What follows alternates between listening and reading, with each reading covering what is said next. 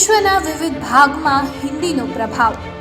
સંયુક્ત રાષ્ટ્રમાં હિન્દીને કેમ ન મળી માન્યતા? સંયુક્ત રાષ્ટ્રના મંચ પર હિન્દીમાં ભાષણ આપનાર પ્રથમ વ્યક્તિ કોણ? અટલ બિહારી વાજપેયી.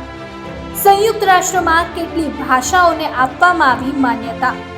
વાજપેયીજીના ભાષણનો શું હતો મુખ્ય હેતુ? વાજપેયીજી પછી સંયુક્ત રાષ્ટ્રમાં હિન્દીમાં ભાષણ કોણે આપ્યું? જાણીશું આજના અમારા વિડીયોમાં. શું તમે જાણો છો 4 ઓક્ટોબર 1977ના રોજ તત્કાલીન વિદેશ પ્રધાન અટલ બિહારી વાજપેયી સંયુક્ત રાષ્ટ્ર મહાસભામાં હિન્દીમાં ભાષણ આપનાર પ્રથમ વ્યક્તિ હતા. ભલે હિન્દી આંતરરાષ્ટ્રીય ભાષા ન હતી, વાસ્તવમાં વાજપેયીજીએ તે ઐતિહાસિક ભાષણ માટે પોતાની માતૃભાષા પસંદ કરી. ભારતીય વિદેશ પ્રધાનને અંગ્રેજીના બદલે હિન્દીમાં બોલીને હાજર રહેલા બધાને આશ્ચર્યચકિત કરી દીધા. પરંતુ વાજપેયીજી પોતાના નિર્ણય પર અડગ રહ્યા. તેમણે કહ્યું, ભારત પોતાની ભાષામાં જ બોલશે.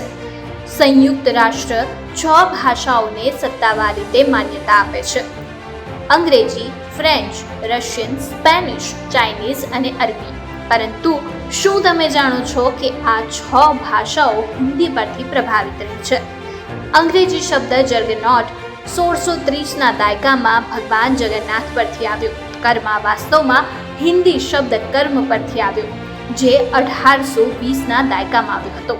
અને જંગલ શબ્દ 1770ના દાયકામાં હિન્દી શબ્દ જંગલ પરથી આવ્યો.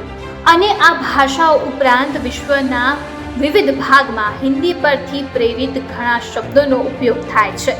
તેથી જ વાજપેયીજીનું 1977નું ભાષણ વધુ ઐતિહાસિક છે, કારણ કે હિન્દી ક્યારેય વિશ્વ મંચ પર અજાણ્યું રહ્યું નથી. પરંતુ વાજપેયીજી એકમાત્ર વ્યક્તિ નથી જેમણે સંયુક્ત રાષ્ટ્રને હિન્દીમાં સંબોધન કર્યું હોય. ત્યારબાદના નેતાઓ જેમ કે વર્ષ 1988માં પીવી નરસિમ્હા રાવ, વર્ષ 2017માં સુષ્મા સ્વરાજ અને વર્ષ 2019માં વડાપ્રધાન નરેન્દ્ર મોદીએ પણ સંયુક્ત રાષ્ટ્રને હિન્દીમાં સંબોધન કર્યું છે.